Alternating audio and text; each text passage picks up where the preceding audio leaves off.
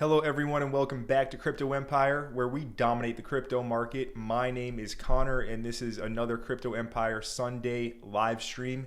And let's get right into it and prepare for the week ahead and start out like we always do with our crypto market overview. So overall, it has been a relatively quiet weekend with a lot of volatility to end the week on Friday, but this weekend has been not too exciting per se.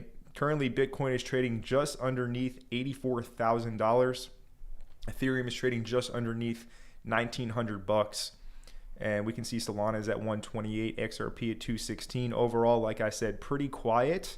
Looking at the crypto bubbles top 100, we're mostly red today, but there are a few green icons as you can see, but for the most part some coins bouncing after a pretty brutal close to the week on Friday.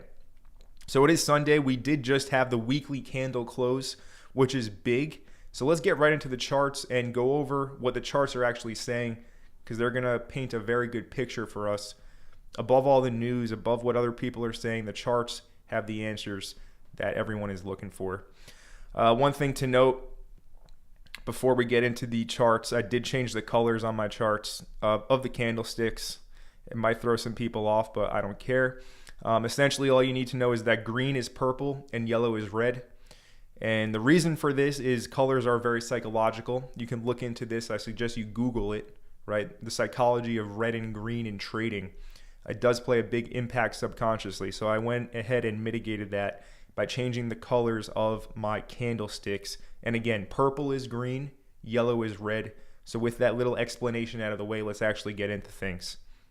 So my apologies, I didn't refresh this page from earlier. It looks like Bitcoin's actually trading at 81,300 and Ethereum is trading for 1779. Those prices were from earlier in the day. But nonetheless, let's get into it. So looking at the weekly to start things off here, well, we did have a weekly candle close here at $82,379. And overall, we closed within the current range, right? Really a pretty, I mean, it's a bearish close, but overall, it doesn't really give too much information other than the fact that we are still in a very obvious downtrend on the higher time frames on Bitcoin, going back to the all-time high made, coincidentally enough, on January 20th, 2025. All right, so weekly close tells us, yeah, we're still in a downtrend. Now, essentially, what we're anticipating here, what we're trying to look for, or what I'm looking for at least, and I'll explain this, right? This is the daily time frame now, and essentially, I explained this in a video market update for the Mastermind yesterday or the day before. Now, we're looking for a move to, first of all, break this downtrend line, right? We want to break the downtrend, and ideally we want to reclaim this very important, previous swing high level at 95K and push back into the 100K levels. That's a pretty big bounce from current price, right? That's a, what is that? A 25% move from the current market price. And essentially, this bottom that formed, it formed out of what some will say thin air, okay? On the daily time frame, yes, there is a rally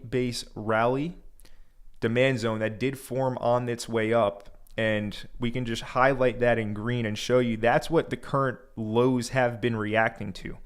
Okay, the current lows are reacting to this daily time frame demand zone. However, is this enough liquidity? Is this enough fuel to actually get us to push to break the downtrend and, like I said, back into the 100K region? I personally suspect that it isn't, okay?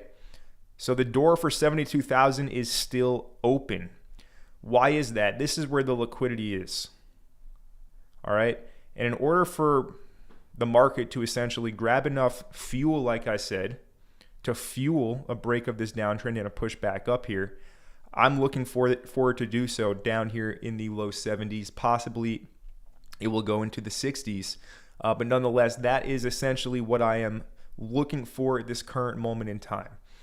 Of course, right now, just like there was, when when we were trading over the past week or two in this kind of move back up to our downwards price action, there's a lot of people calling bottom, right? A lot of people sharing stories on why, or their hypothesis, their thesis on why they think the bottom is in. And there's a lot of that still right now, right? I was just checking the timeline.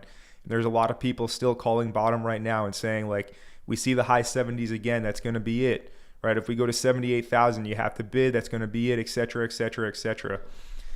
And of course, if you know how to manage your risk, that's a great plan, right? Because if you know how to manage your risk, even if you do bid the high 70s, like 78,000, which would be just here, and you're wrong, you still wouldn't lose too much. That's a fact. If you know how to manage your risk, that is. But again, like I just shared, in order for us to actually build sufficient liquidity and enough fuel to get this break of this downtrend, I think personally we have to go to 72 at least. So that is what I am looking for on BTC. We are retracing now and coming back into the low territory between 80,000 and 76,000 bucks now. And it's going to be an interesting start to the week, all right? Because, we're coming back into support, the lowest price over the past, 6 months or so, 5-6 months. And, like I said, a lot of people trying to call bottom here in this white box I just drew, but I don't know. I am leaning towards seeing 72,000 right now. So, of course, we want to match this up with other charts, and we want to get confluence. So we have to see what's going on here on other charts like USDT dominance. Now, again, very important to always keep a close glance on USDT dominance. And one good thing that I saw here on the weekly candle close was we closed beneath the orange dotted line, which I have labeled as the previous swing high level. All right, we closed beneath it again. This is very, very important. All right, my eyes right now are here. You can see I labeled this as the election. This is on USDT dominance. When Trump won the election, this dropped down here to 3.8%. That was altcoin season, right? This was when the pump fund craziness was happening, and a lot of it. We had the altcoin season is the point I want to make, okay? The liquidity went to mostly trash meme coins, all right? It went to XRP, HBAR pumped, some other legacy dinosaur altcoins pumped a bit. And, that was where this liquidity went when we saw USDT dominance drop here from November into, its first move in early December. And then it made a second touch, again, coincidentally enough, on January 20th. This liquidity from this move down on USDT dominance, it went to market sectors, mostly like Solana and that pump fund ecosystem casino. So it's a fact that happened. And if you're wondering, where the money went here when we had the election move down, that's where it did go. But anyways, back to my original point, we're back at this big level. All right, this is a supply zone. Why is that? Well, look, we had a very large move down from this level. We also have a drop-based drop, okay? So we can for sure isolate these two smaller candle bodies and say this is supply. But the main thing I'm looking at is the previous swing high at 5.51%. And just the fact that we can't close above it on the weekly. All right? That's a good thing. If we're going to have a weekly candle close above 5.51%, that's like the nail in the coffin for any type of bull run. Like straight up, that's the nail in the coffin if we have a weekly candle close above 5.51%. It hasn't happened yet. That's awesome.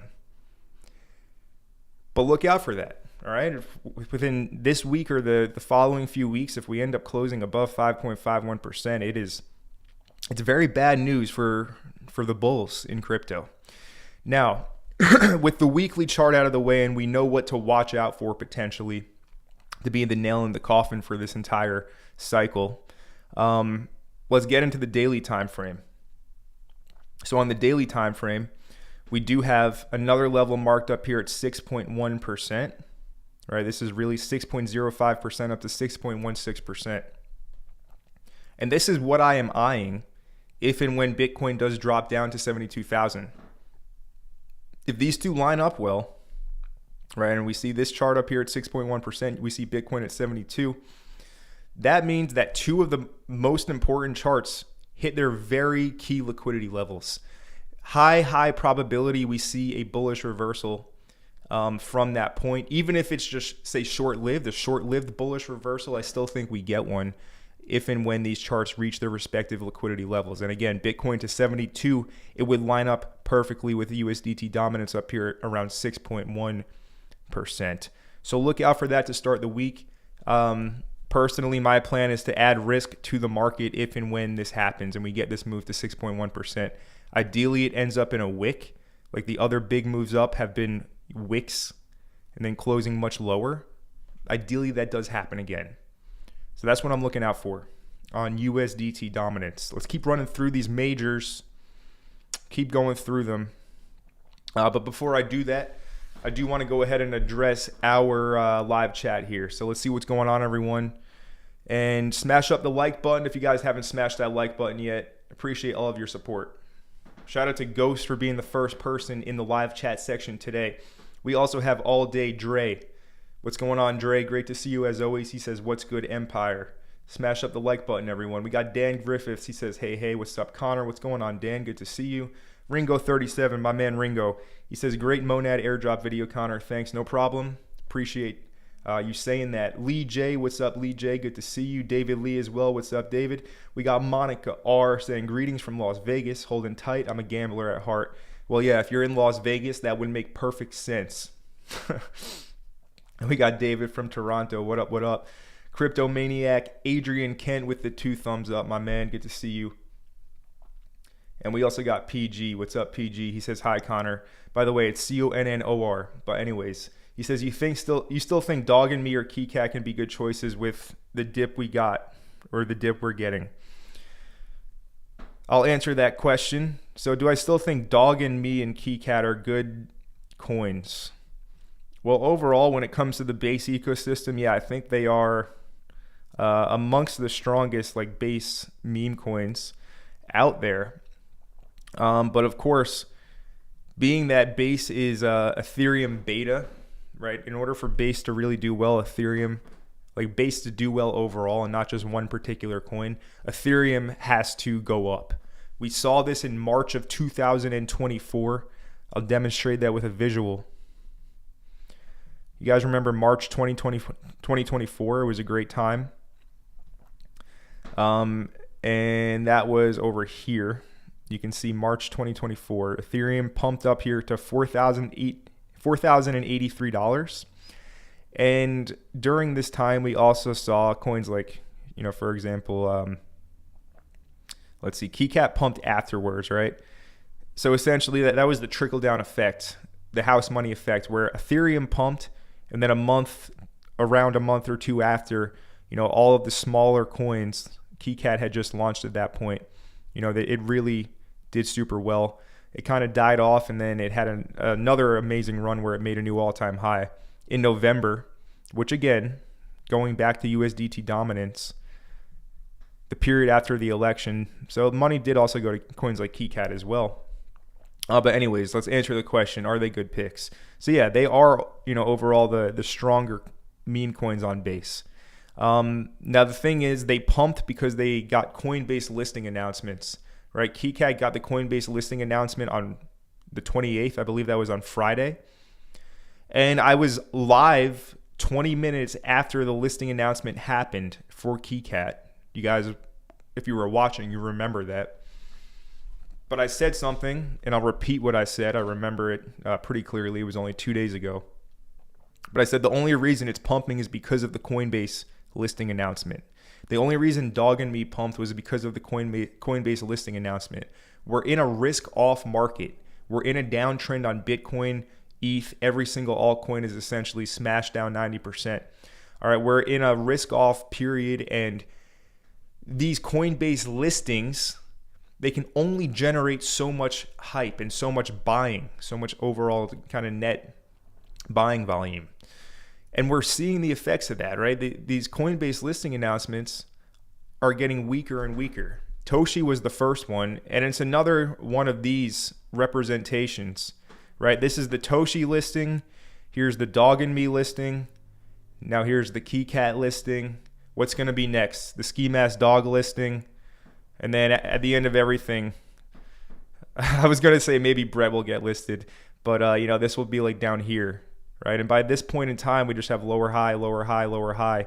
The effects of the Coinbase listing announcement just get diluted and diluted and diluted as market participants realize, damn, I'm just getting sold on by the people holding this thing, right? The insiders that bought before the listing announcement. So anyways, a bit of a long drawn out answer. In order for coins like Dog and Me and KeyCat to do well, they need the overall market to do well. You need USDT dominance to drop again. So when that happens, I think there'll be good picks. But until that happens, you can expect more chop, more down. And, if you're praying that this is going to pump like 10x tomorrow, well, then you can also probably expect more disappointment, being straight up with you. So that's how I would answer that question, PG.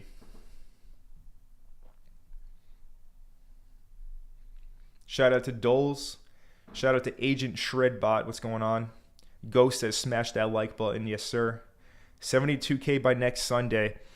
Personally, I think it'll probably happen this week. I've been like kind of waiting for it. It hasn't been happening.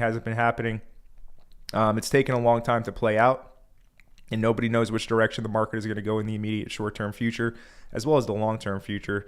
But yeah, I think it will probably happen this week. Yeah, by next Sunday. We'll see.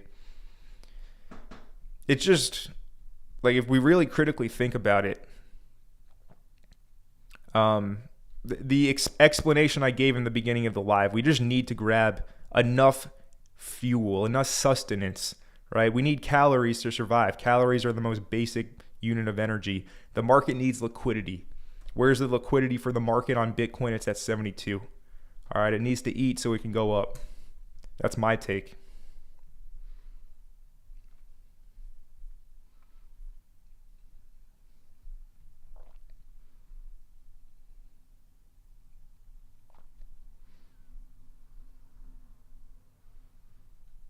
Shout out to Christian De Jesus. What's up, Christian? Good to see you.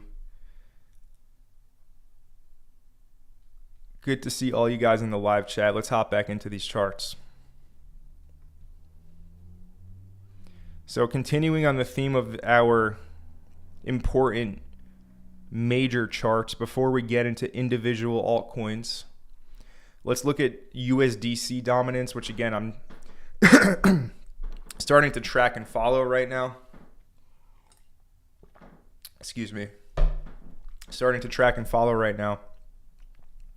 But it's a very similar picture to Tether dominance, where we're in a multi-month uptrend from January 20th again. We're actually December 16th, this one bottomed out. Here was the January 20th low. But yeah, we're just in a consistent uptrend. And of course, there's an inverse correlation with this and crypto assets. So when this goes up, crypto goes down. We're at a pretty crazy supply zone all the way over here from October of 2023. So just for reference, October of 2023, that was the macro bottom for altcoins this cycle over the past few years. October of 2023, right? That was, we had the COVID dump March 2020. Generational buying opportunity. Of course, the FTX collapse. But really, there was a long drawn out period of time, 11 months between the FTX collapse and then the October of 2023 bottom. That was a generational buying opportunity, just like the COVID dump in March 2020. I made a lot of buys around September, October of 2023 at that generational bottom. And, that was great. That's why I was able to have a ton of success.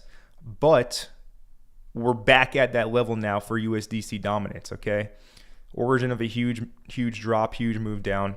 So essentially what I'm looking out for here, given that I think we're going to go up a little bit more before we actually do go down, we can look for this to push to around 2.5%. And that would likely line up with Bitcoin at 72 if we do get that push up again. A few more. These levels haven't changed. Same ones I've been talking about. If you guys watch the channel, you already know that. If it is your first time here, hit the subscribe button first of all. But if it is your first time here, well, it's good to see this because it will give you some good things to look out for. So here's the total market cap. And again, March 11th lows at 2.5 trillion. If we are going to see lower, well, we should look for the total to go to the next important level, which is going to be around 2.38 trillion to around 2.3 trillion. Again, we see this move down. We see Bitcoin at 72. Got to add risk. Yeah, I mean, you can do whatever you want. I don't give financial advice, but I'm going to add risk. Total 2. March 11th bottom, 925 billion. So here's the thing. Here's what's interesting. And I've talked about this a lot, actually, and I want to talk about it some more now. When we crashed on March 11th, essentially every super important major chart, like the total 2, which we're looking at right now, like the total, like USDT dominance, right? When it spiked up here to the high of 5.85%, every super important chart hit its respective key level, except for Bitcoin. Again, Bitcoin's key level, 72. So this is a scenario that can happen. It has happened. But essentially, it's the scenario where the fact that altcoins hit their key level, so they won't crash anymore if Bitcoin crashes. It's something to note, and it's just a scenario that can happen, all right? Given the fact that this hit it hit its key level at 925 billion on March 11th, all right? If we crash hard, but these altcoins, they're like kind of holding pretty strong and stuff, I think that's a very important sign of strength that that we'll actually see a pretty crazy relief bounce from this point. Again, looking for Bitcoin back to around the 100K level and a big bounce for alts. Right, if we're going to break this downtrend, we can probably run, back up here to the previous swing high at 1.3 trillion, which would be huge. But yeah, that's just something to look out for, right? Bitcoin's the only one that didn't grab that key liquidity. Altcoins, really, they did. They're so smashed. They're so beaten up. So it could happen where Bitcoin actually sells off, but altcoins don't sell off as hard.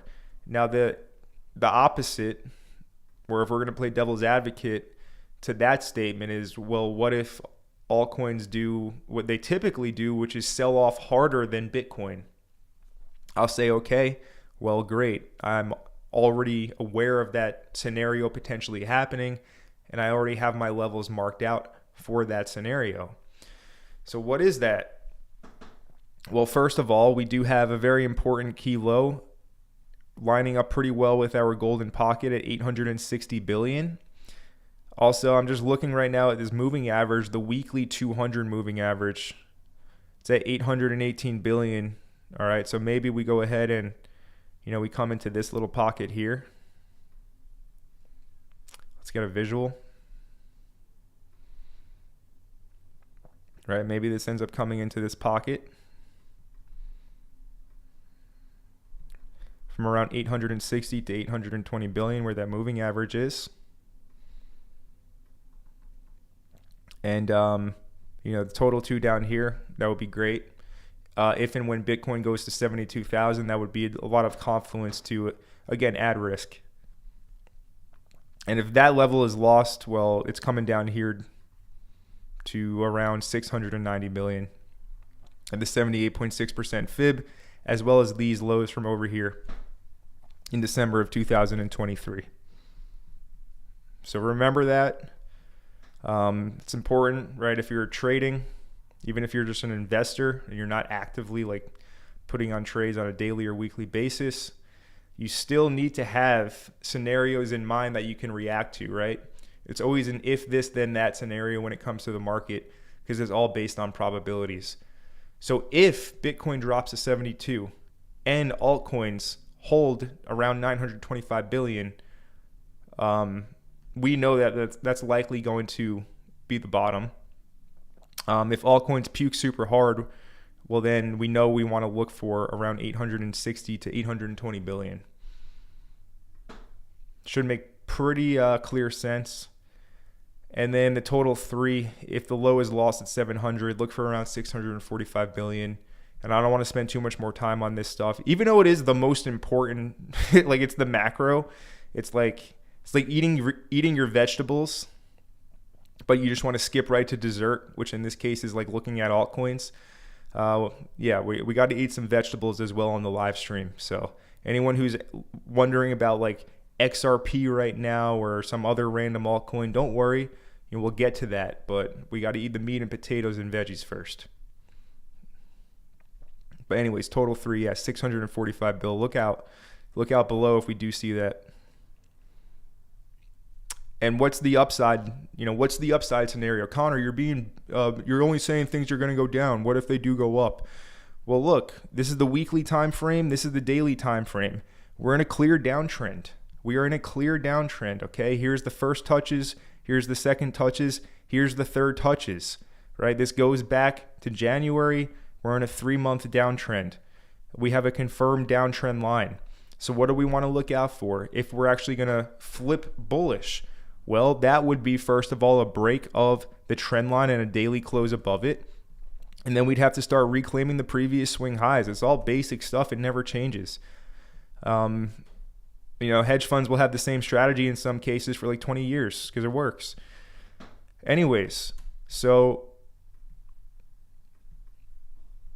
yeah, if we're going to flip bullish, we'd first of all look out for a daily close above the trend line, the downtrend, and then we want closes above the previous swing highs, right? But the trend is your friend until the very end, and we're in a downtrend. So that's what I have to say about that.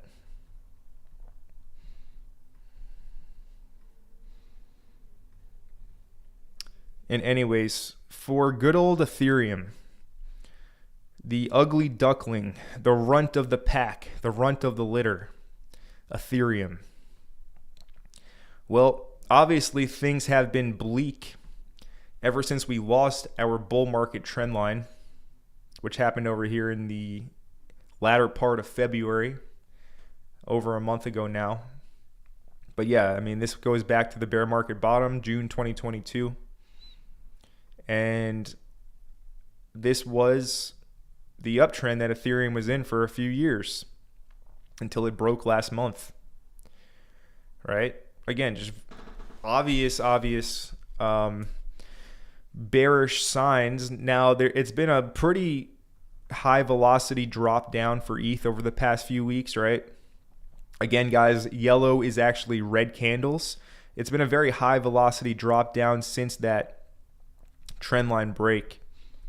And we want to look out for signs of trend reversal. And personally, I would be looking for ETH to... By the way, ETH didn't really hit its key liquidity level either on March 11th. It came close to it, but shy of it. Personally, I have it to 1715, $1,715.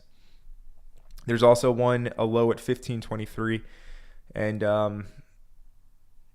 there's also lows from 1300 down to 1200. So we'll see what happens if and when Bitcoin does crash to 72,000.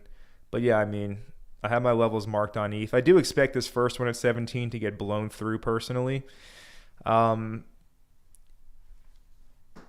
if the scenario happens where altcoins don't actually drop too much, well, maybe it ends up holding 17. I'm just going to wait and see how things play out when they happen. And I will be at the desk ready to, fire off orders. And like I said, I'm looking to add risk if and when we get this drop.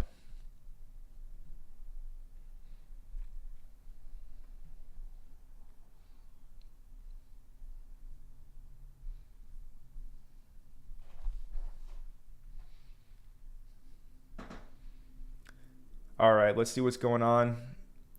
What's up, Stacy Lewis? We also got Tintin. Tintin says, I got a feeling nothing much will happen for another 6 months. End of year might be our hope. And g'day, Connor. We also got Bay J from London. What's going on? So Tintin, nothing for 6 months. End of year might be our hope. So I can't say I disagree too much because personally, like I just said, right? We had ETH break the bull market trend line. Now, it's super important to understand, and I want to make a clear distinction. This bounce that I'm looking for, if and when Bitcoin goes down to 72,000, I want to make it very clear that I'm not expecting like crazy new all-time highs after that. And I'm not expecting 150, 200K Bitcoin like many people are saying. I think it's a very, very slim probability it goes and makes a new all-time high. It probably just goes and tests, around 100. Maybe it tests the highs. Maybe it wants to push up and make another deviation to 125K. But I'm not really expecting a crazy new all-time high after that happens. But that doesn't mean we can't have a pretty crazy dead cat bounce, if you will. And how that would look for ETH, let's say we go and touch 1,500, for example. Well, that means we can bounce and actually test the trend to confirm the downtrend. All right, because this is just a really, really big breakout and it never got retested. So this move that I'm speaking of on ETH specifically here for this example, it could just be a retest of the trendline break, which would bring the price back up, potentially $3,000 and above. And being that it's at like $1,800 now, right? That's a pretty substantial increase in price, and maybe it will go and test 4K from there. But all I'm saying is, even if it is just a dead cat bounce and it goes and retests the trend line break, right? It's still going to be a brief, maybe 1 month, 6 weeks, whatever, however long it is, of risk on. And that's why I'm saying I want to add risk in the short-term future if and when we do see one more drop. But Tintin, good point. And from there, if you guys haven't noticed, right, this cycle doesn't look anything like the previous cycles. So the 4-year cycle is like confirmed broken. Anyone still clinging onto it? Look at the obvious writing on the wall. Look at what's happened. Look at the new all-time high, before the halving. Look at the fact that BlackRock and other huge institutions have ETFs, and they're buying up all the mining stocks and the mining infrastructure. Right? The industry is now controlled by the whales, the most powerful and richest people in the world. Way more to the degrees of previous cycles in 2021 and 2017. So yeah, 4-year cycle is broken. Long story short, bottom sometime around November 2025 into potentially another bullish cycle going into 2026. I agree with you, Tintin. I'm not expecting too much to happen over the next 6 months, but I still do think we can see a pretty nice period of risk on that will end in, for anyone expecting like new all-time highs, it's going to end in another devastational, diabolical drop that's going to wreck them. So that's what I'm looking for. Let's see. Ali Hassan says from Pakistan, what's up, Ali? How are you? And Priapism says, I think down till tariff wars are over. So some news about these tariff wars. Here I have a tweet from Watcher Guru. And he says, President Trump says he is very angry and pissed off at Putin, threatening secondary tariffs on oil coming out of Russia. So Trump right now, as of 5 hours ago, is threatening more tariffs. And it looks like 13 minutes ago, Trump said reciprocal tariffs will be imposed on all countries. So yeah, it doesn't look like the tariff war is coming to an end, but if we think critically for a moment, well, we have super bearish news coming out when price is crushed. So what I want to see is I want to see Bitcoin go to 72,000, and I want to see the most bearish news as humanly possible. I want to see the most bearish headlines that the media has ever produced if and when Bitcoin does go down here to 72,000. Why is this? Well, like I just said, right, the whales, the elites, the richest, most powerful people in the world, they run all markets because the richest, most powerful people have the most money to control which direction the price goes. But anyways, back to my point.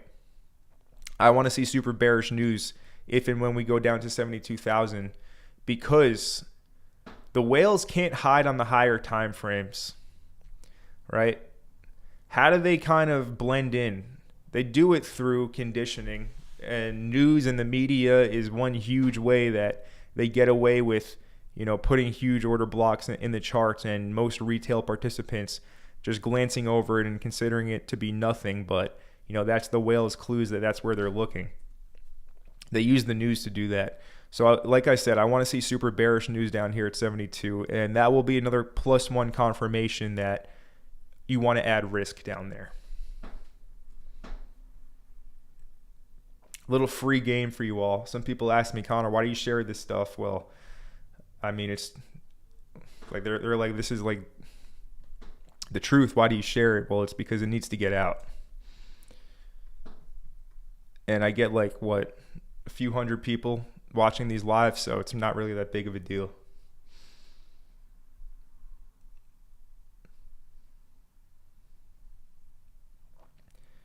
Let's see. DE Fox says, hi Connor, are you still staking Tau? Yes, I am staked to root. I am root staking Tau. And we got BTC Nation from Southern California. Bay J, do I think Tectum comes back to its all-time high? Very, very doubtful. Very doubtful at this point in time. It looks completely wrecked.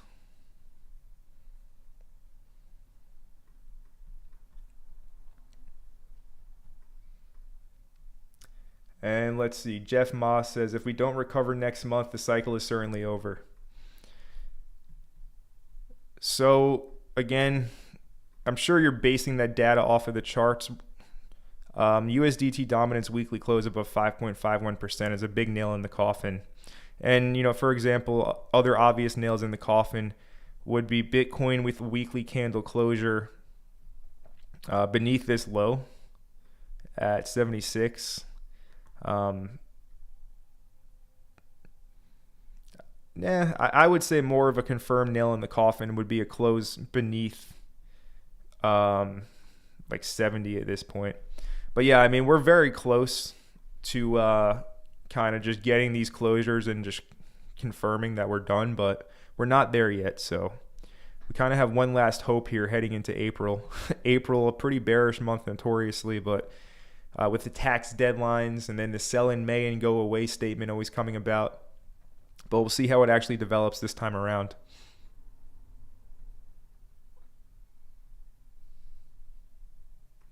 Let's get into some charts, some coins, and some things that we're looking at here. So, being it's technically Monday on the charts, right? Because we just had the weekly candle close. We have a new Monday range forming now. And Monday range, very, very useful indicator, even though it's just giving you the previous week high and the weekly high and low. So it's not really an indicator. It just gives you lines of relevance. But it's extremely useful. I do believe that the algorithms love to trade based around the Monday range. And have years of seeing that to say that statement. And I know it's accurate. But anyways, yeah.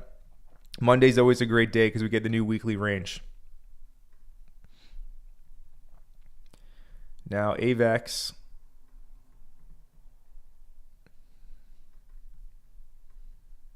Just pulling this up because I've been watching it. All right, so AVAX right now is at horizontal support at the golden pocket, right at around $18 and 50 cents.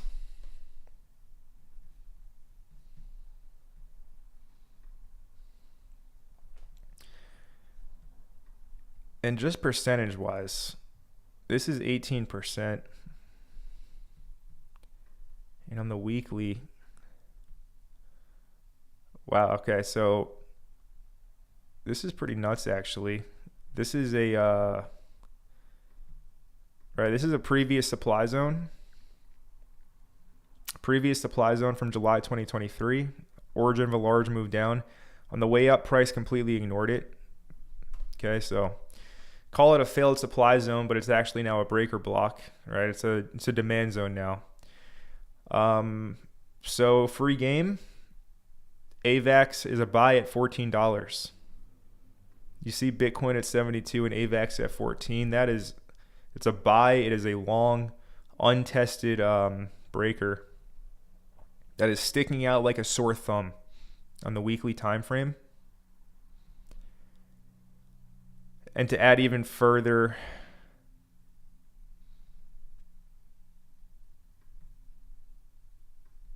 strength to it,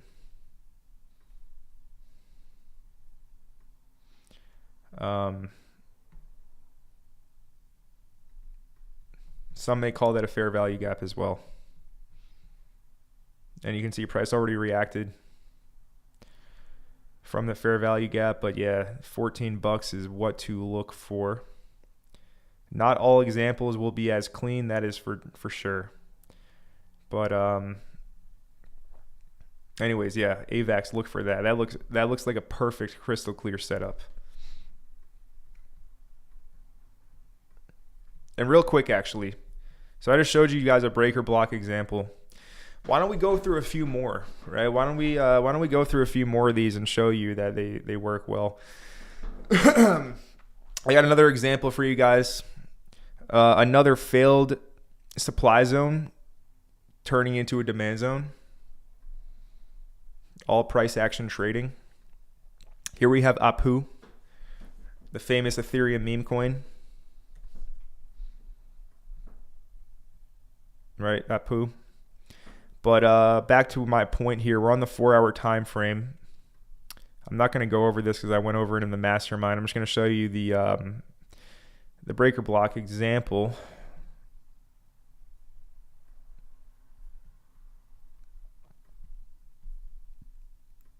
All right, so I used the 12-hour to find this.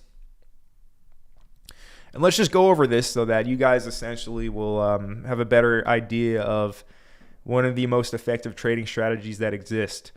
And you might be saying, won't this dilute my edge because I'm sharing it to everyone? No, most people can't execute. So anyways, base drop, a very strong drop from this level at 16 cents over here, right? And you can see these little candles that I highlighted only the body of. I discarded the wicks for this. On the way up, you notice this big green candle, but green is purple now on the chart. Price completely ignored this supply zone and it just went right through it. So it failed, but it's now become a breaker and it's now going to act as a demand zone in the future. Great. Look at what happened this weekend, Saturday, yesterday. Apu crashing. Where does it bottom? Right in that breaker block inside of this fair value gap, which again adds further confluence to the strength of that block. Anyways, this resulted in a upswing of around 10%, I believe, to the high, 12.8%. All right, so more free game. All basic concepts, right? If you understand supply and demand, if you've watched my supply and demand videos, this should be super clear to you. But another very, very relevant example that just happened on another successful breaker block.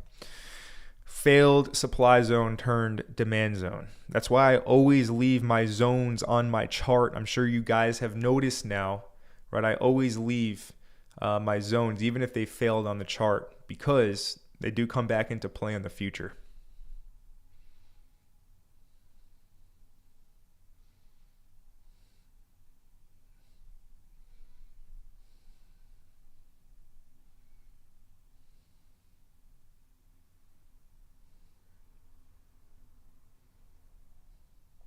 Let's see what else is going on here. We got Vincent P says, any thoughts on Zeta chain? So look, fundamentals, a new blockchain. You know, nobody really cares about fundamentals, but we'll look at the chart.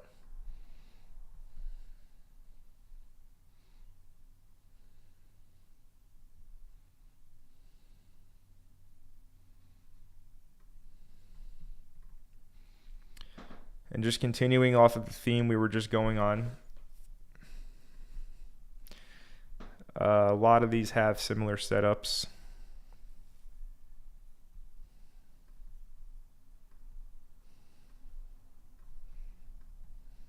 We don't even need to put that on.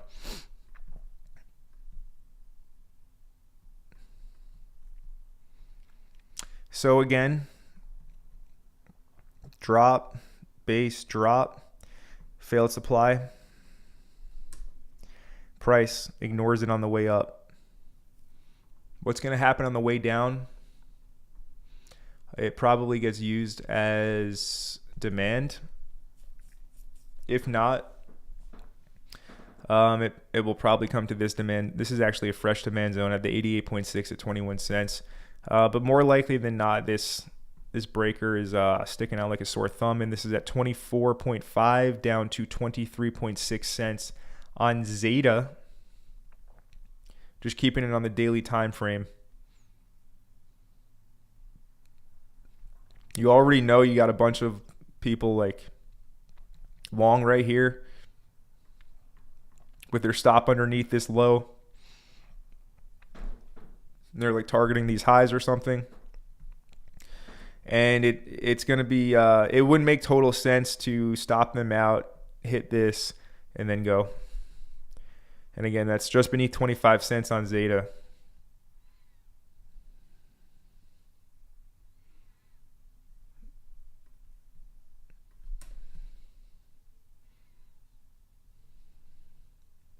I mean, there's multiple here actually, but for now, that's all we're gonna look at.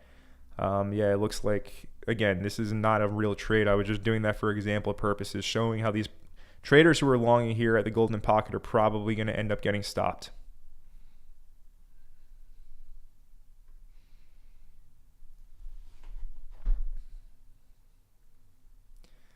King Louis says, did Putin even say please or thank you? He definitely didn't. If Trump says he's very, very angry and pissed off at Putin. He definitely didn't say that. All right, let's go ahead and talk about some of these on-chain coins, whether it's Base or Solana or Abstract or BNB, whatever. Let's talk about the current state of the trenches. Looks like I just got a super chat though from Jordan Lamarche. He says, thoughts on BetBase since the mega drop, staking still. Thoughts on BetBase since the recent drop to a 1 million market cap. So again, it's a risk off period for these low caps. This is a 1 million market cap. It's like super small. Jordan, if you just tuned in late, you know, I talked about Base overall and just meme coins in general at the start of the stream, explaining how for specifically Base meme coins, even like KeyCat and Dog and Me, they got their Coinbase listing, but the pumps are lasting for like a day now, and it's selling off to lower than the Coinbase listing announcement time. So yeah, in order for BetBay to do well, it's going to need a risk on period. And, you know, it's at the lows now. It can certainly, it went as low as what, 300,000 market cap in the past. So, you know, it can go pretty freaking low, to say the least. But in general, it's going to need a risk on period. It's going to need ETH to do well. It's going to need USDT dominance to drop. It needs Bitcoin to do well. It just needs a risk on period of the market. No coin, aside from rare outliers, will be doing too much unless we get a risk on period. But I do appreciate the super chat. So anyways, back to the point I was going to make. So I got a tweet from this account here, Digital Art Chick. And I don't know if this is copy and paste, but this is a common take right now. But I'm going to read and then I'm going to elaborate and put in my own thoughts on this. So they say the trenches used to be about finding the next Pepe early. Now most, not all folks have resigned to the fact that we expect these coins to die pretty quickly. So the best you can do is get your money in and out before others dump. There is almost no hope of finding the next billion-dollar coin in the trenches. It's become a slot machine of sorts, but instead of playing against the house, you're playing against each other. Like poker. And yes, this is a common take right now. This is kind of like the consensus take among crypto market participants because of the absolute exploitation from insider information that occurred over the past few months. Kelsier Ventures. I go into it in good detail in a video. Go to the channel and you'll see it. Right, in this video, right? The Libra coin launch changed crypto forever. I talk about that exploitation of insider information that occurred and why this is now the common consensus that there's no hope of finding the next billion-dollar coin. So I was around in 2023 when Pepe launched. And I do recall, I mean, I haven't left, right? So I was around when WIF did well and March 2024 when Base exploded and all that stuff. During these times, I myself was even like, you know, what if this is the next Pepe, right? What if this coin I'm holding is the next Pepe, right? That is all gone now. People have just been so, myself included, just used and abused, again, due to the exploitation of insider information, that there's no more like glimmer of hope in the eyes of anyone saying, what if this is the next billion-dollar meme, right? That's essentially just totally gone. So at this point in time, it's like the edge has just been exploited and cooked, right? Every little gimmick that these meme coin launchers would do, it was occurring in crazy rapid succession between like November and January when the market topped. Even in February, it still started to go on for a little bit, but like everyone realized that it was just this small group doing everything, or multiple small groups controlling everything, and nobody wanted to play anymore. So in this sense, again, I made a video about Ethereum meme coins over here. This was over a month ago. But I basically say how like the tried and tested ETH meme coins, the legacy ones, I think those are the ones to concentrate on now. Given the fact that all other, like Solana has just been totally exploited and it's barren and it's just kind of empty now. That's what I think, okay? I like memes on ETH, if anything. Base as well. I think it's smart to have some base exposure. But yeah, overall, that glimmer of hope in market participants' eyes that they might be in the next Pepe or the next dog with hat, it's all gone. It is all gone, and I don't think it's going to be coming back. So maybe somebody will try and like push a new coin up to 1 billion. It's already happening, right? There's other people doing things right now. I won't mention any names, but they're working hard, right? Community taking over a coin at like 2-3 million market cap, telling all their influencer buddies, telling their like private groups, and then releasing it to the public and trying to get everyone in. It's happening now. Will they succeed? Well, maybe, but you know, overall, the glimmer of hope is gone in people's eyes. It is sayonara. See ya. Maybe next time, next cycle, but I don't even know. Probably people do have the memory of a goldfish, so they'll probably forget what happened, and then listen to the same people that like the main characters, the LA Vape Cabal and those types again in like 3-4 years, because that's just how people are. Let's see, Mark Cooper, stop talking like you know what you're talking about. You're just a kid. Yeah, blocked. Sit down. See you never, Mark. And like Fiat Hater said, I am a grown-ass man, and I have lived a lot of life.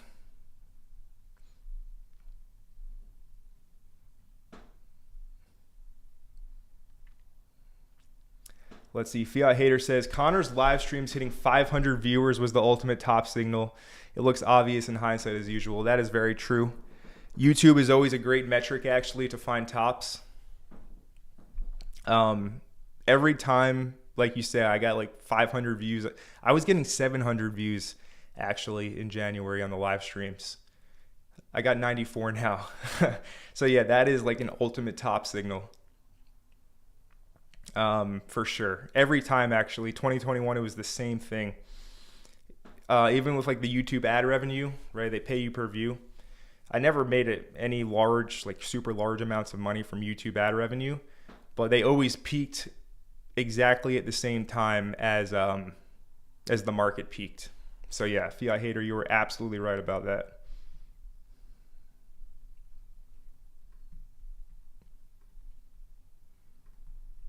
And yeah, by the way, guys, like, I'm going to go live very often. I'm going to make videos very often. Everyone is free to say what they want, but yeah, I mean, like, if you don't like what I have to say, too bad. I'm not going anywhere, and I'll continue to do what I do.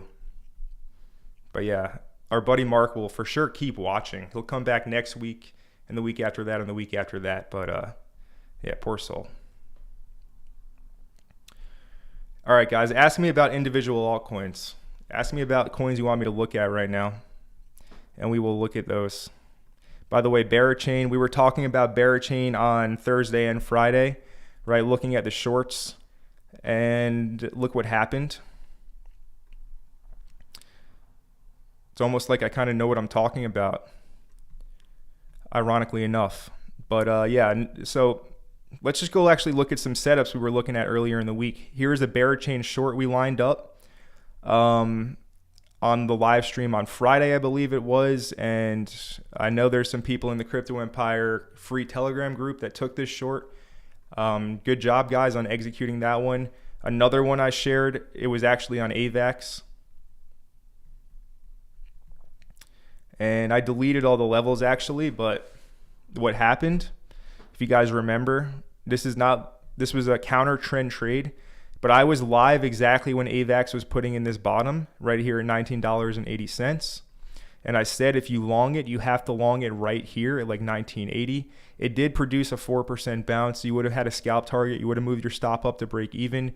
This happened exactly at the same time when USDT dominance was in this 12-hour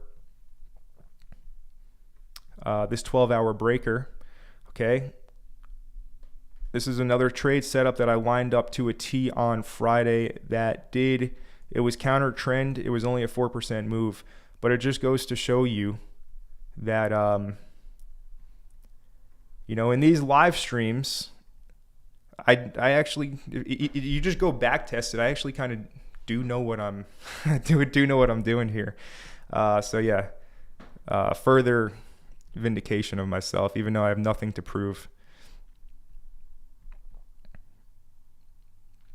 What else did we talk about from the streams that we can review? Tau, it was the most obvious Monday high short ever. Okay. Personally, I was on the long side, right? I did catch this move from 260, and my scalp target was 275. That hit. Small move. It was 6.5%, but it resulted in a profit and not a loss because we took profit at the scalp target at 275. And the stop loss was moved to break even. Now, this was in a downtrend. Bitcoin was at resistance, and it was a very obvious example of a Monday high deviation, right? This was the Monday high at that point, and essentially price swept the Monday high 3 times before moving down 20%. More indication that the Monday range is very, very valuable for traders. You should be using the Monday range if you're a price action trader. Very clean 20% down move. Using Monday high if you wanted to short that. I was on the wrong direction, but because I know how to manage risk and take profit at a target, I already predetermined. I didn't lose a dime. I actually made money.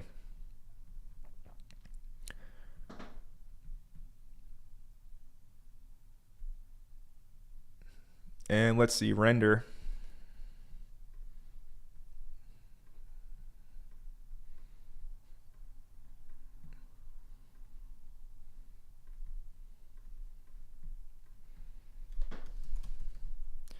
So we want the full chart with all previous data.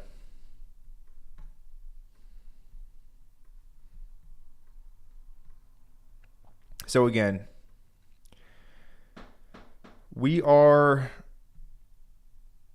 looking for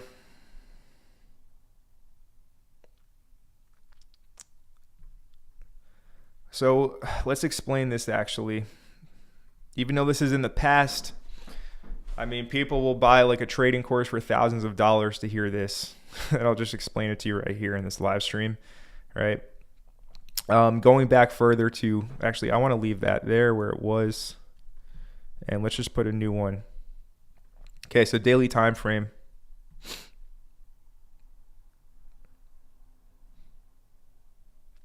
It's not, it was, so this was used, okay?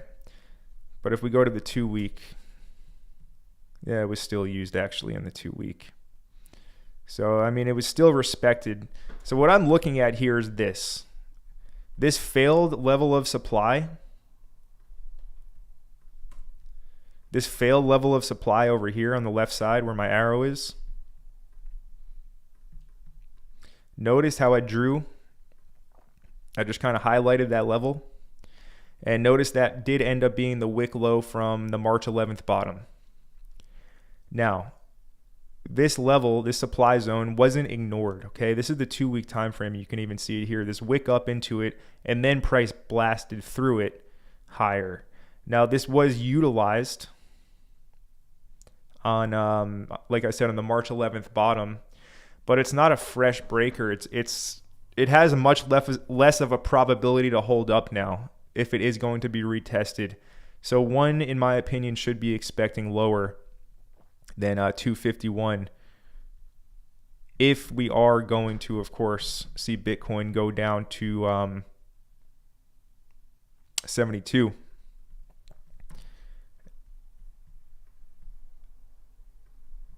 And I just want to see which time frame I decided to isolate this on.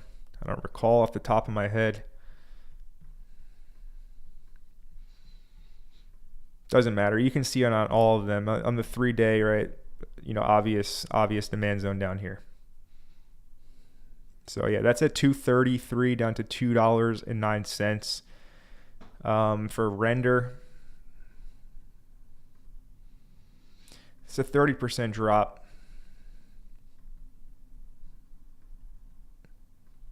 So yeah, I mean, look, if Bitcoin does end up dropping 11% from the current market price, altcoins will potentially drop 20 to 30%, right? Double to triple of Bitcoin's drop amount. Or we might have the one scenario I discussed where essentially altcoins already found their bottom. And, you know, they don't break the lows. If that is to happen on something like render where it doesn't actually break the lows, well, we can look for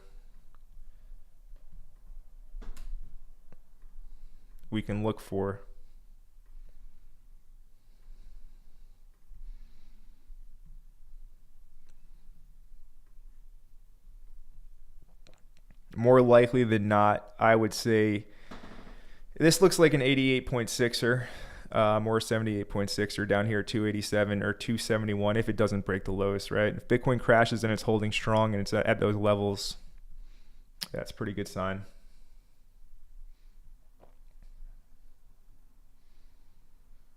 And let's see, a lot of people are asking about Hyperliquid.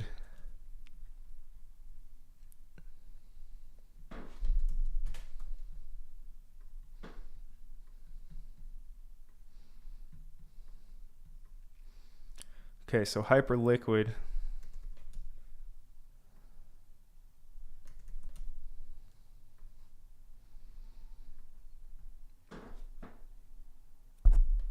is not doing too hot. Every altcoin is not doing too hot.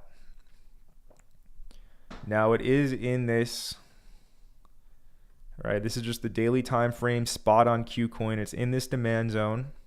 It already bounced and it's coming back down to the lows. So the thing with Hyperliquid is a lot of people, there are definitely a lot of trapped people. Like every altcoin has trapped bag holders currently, right? So there's definitely a lot of trapped bag holders buying from up higher, whether it was in the teens or the 20s. Right, they're all underwater. This made people millions of dollars with a free airdrop. And a lot of people decided to buy it as like the go-to altcoin afterwards, expecting to also make crazy money, but ignoring the blatant writing on the wall that people already made millions of dollars from the free airdrop. And we're not in 2020 anymore, where Uniswap was the first ever airdrop and it would pump multiples from that point. Okay, that edge is diluted. Look, there's really not too much lower to go here on the chart before this starts making new all-time lows. The token went live at a valuation of $10. Is that correct? No, $3. It would be nice if we can get a chart with all of the information here.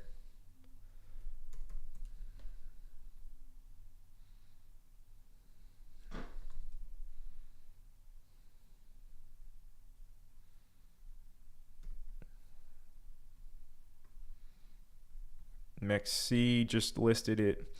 Yeah, so it'd be nice if I can pull up the hype chart with all relevant info. It's just not here. We might have to just use our CoinGecko chart, which doesn't really give us anything.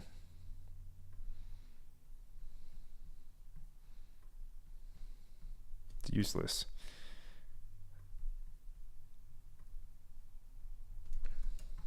Bear with me.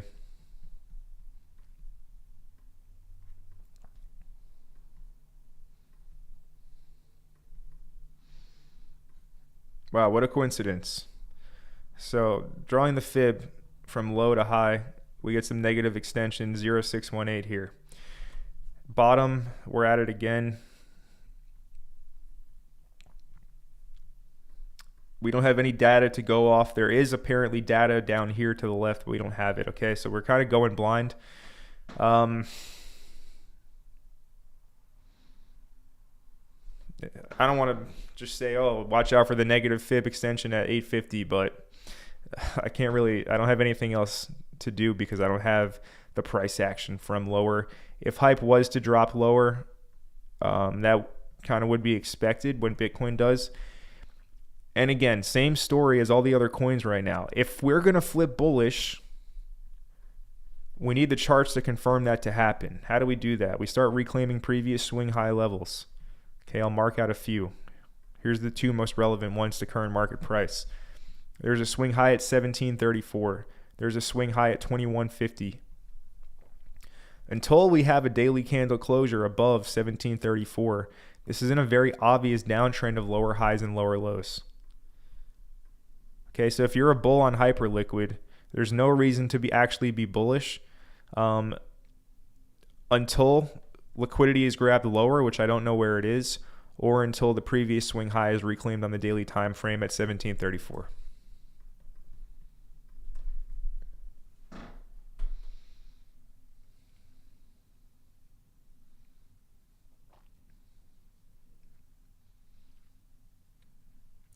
And let's see, Fiat Hater says, Connor, this entire cycle was a money printer for range traders. Unless you had a solid edge with getting early into memes, buy and hodl culture got destroyed. Yes, 100%. Holders, investors were heavily outperformed by crazy multiples by traders. You say range traders, I think it's all just traders in general. You don't have to just trade a range as long as you have an edge that works, that you can consistently find and have the discipline to execute over time. It doesn't matter what cycle we're in or what market you trade. I've said it since I started the YouTube channel in 2021. The market is ever providing. My first trading mentor, that's his quote. And it always stuck with me. The market is ever providing, right? If you have the skills pay the bills. You'll always be able to essentially use your edge, use your trading edge to take money. Doesn't matter, bull, bear market, it's all irrelevant, right? The market will always be there. And if you have the discipline and the skills, obviously you'll be able to take money from it at will using your trading edge. But I agree, yeah, investors, holders, they got the short end of the stick, and the whales knew that. It was the whale. I mean, it was like I said in the last stream, right? All the culture around crypto is just hodl, hodl, hodl.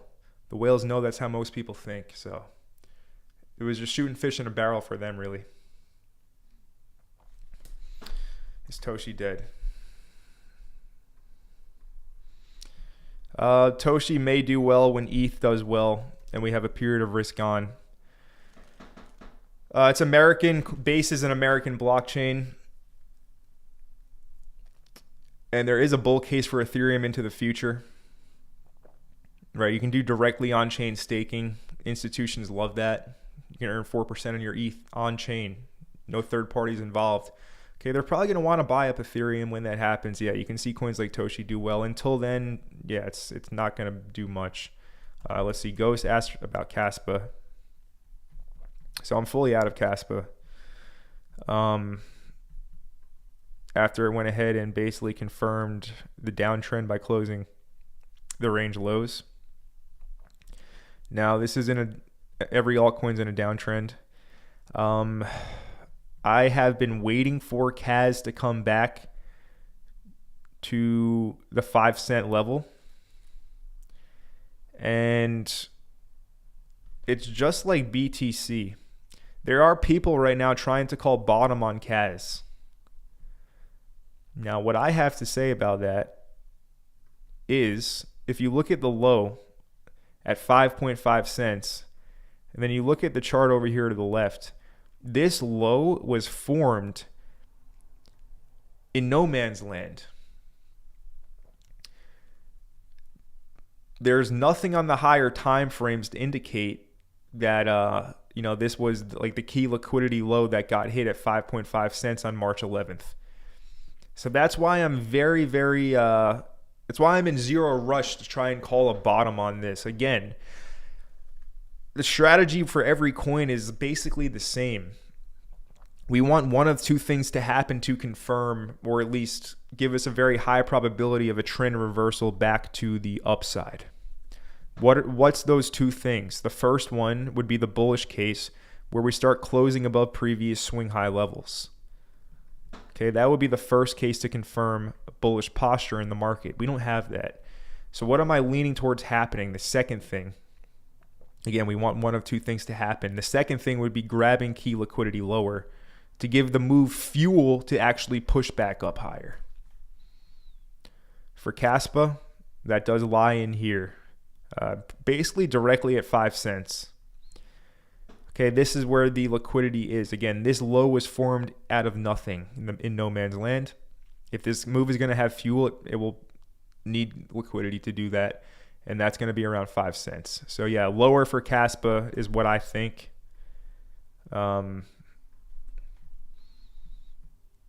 Just the low is just formed out of like it's a rose that grew from concrete, but I think it's going to fail as the low, basically.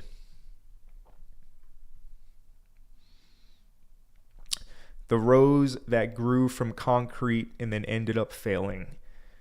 That's the current situation on Kaspa. Anyways, thoughts on bearer chain fundamental wise? I know the tokenomics were brutally, brutally bad for the average person. So fundamentally wise, that's really not great.